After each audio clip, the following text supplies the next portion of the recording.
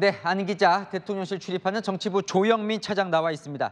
오늘 대통령 브리핑과 기자회견. 네. 일단 눈에 띄는 건 오래 했어요. 맞습니다. 오전 10시부터 12시 10분까지 약 125분간 진행됐습니다. 19개 기자 질문 받았고요. 대통령도 작심한 듯 할 말 다 하는 모습이었습니다. 그 중에서 반드시 꼭 나올 수밖에 없었던 이 5가지 질문과 그 답변 집중적으로 한번 뜯어보겠습니다. 자, 대통령실도 뭐 어느 정도 예상을 했을 그러면 질문과 답변이었을 것 같은데 첫 번째부터 살펴볼까요? 네, 오늘 대통령이 가장 완강하면서도 또 이 격앙된 모습으로 답변한 주제입니다. 바로 의정 갈등입니다. 응급실 상황 심각한데 추석까지 다가오고 지금은 의대 증원 문제 대안이 필요한 순간이다. 이게 한동훈 대표의 주장이죠. 대통령은 오늘 이런 주장에 이렇게 답했습니다. 의료 현장을 좀 가보시는 게 좋을 것 같다라고요. 응급실 상황 관리 가능하다는 겁니다. 대안이 필요하다는 데 대해서도 정부가 기다리고 기다렸다. 얼마든지 열려있다 하는데 안 한다. 이렇게 목소리를 높였습니다. 대안을 내야 하는 건 정부가 아니라 의료계라는 겁니다. 네, 자 반드시 나올 거라 예상한 질문 김건희 여사가 나오겠죠? 맞습니다. 회견마다 빠지지 않았던 질문이기도 합니다. 김 여사 명품백 수사와 그 조사 방식을 놓고 야당 공세가 여전합니다. 대통령 답변은 이전과 달랐습니다. 3개월 전 취임 2주년 기자회견 때 현명치 못한 처신 사과한다며 김 여사 이슈에 그야말로 자세 낮췄습니다.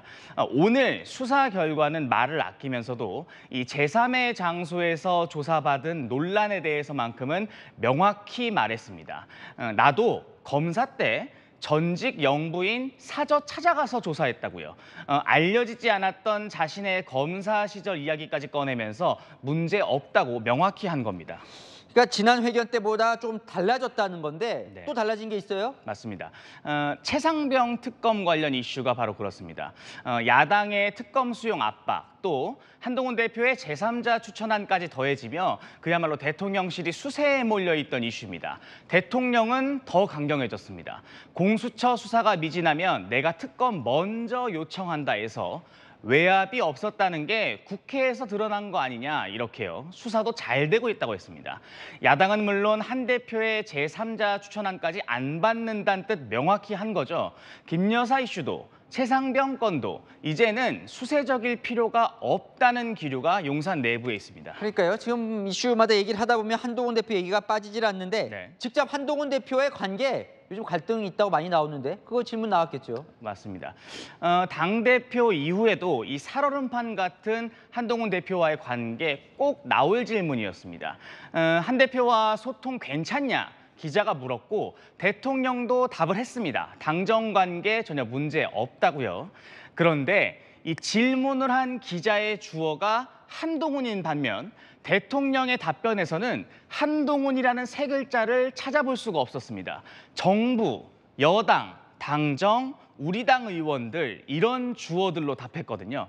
역시나 불편한 기류가 담긴 부분 아니겠냐 이런 해석이 나오는 부분입니다. 아직 안 나온 게 하나 더 있다면서요? 맞습니다. 바로 이재명 민주당 대표겠죠. 대통령의 야당의 이 영수회담 요구 받아들일지 당연히 나올 질문이었을 겁니다. 즉답 대신 이런 답변을 했습니다. 정치를 시작하면서부터가 아니라 내가 살아오면서 처음 경험하는 국회 상황이다. 이렇게요. 청문회 특검으로 몰아붙이는 야당에 대한 비판인 건데 깊이 생각해보겠다며 정면 충돌은 피했지만 영수회담은 여야 소통이 먼저라며 사실상 거부의 뜻으로 정리를 했습니다. 네, 잘 들었습니다. 조영민 차장과 짚어봤습니다.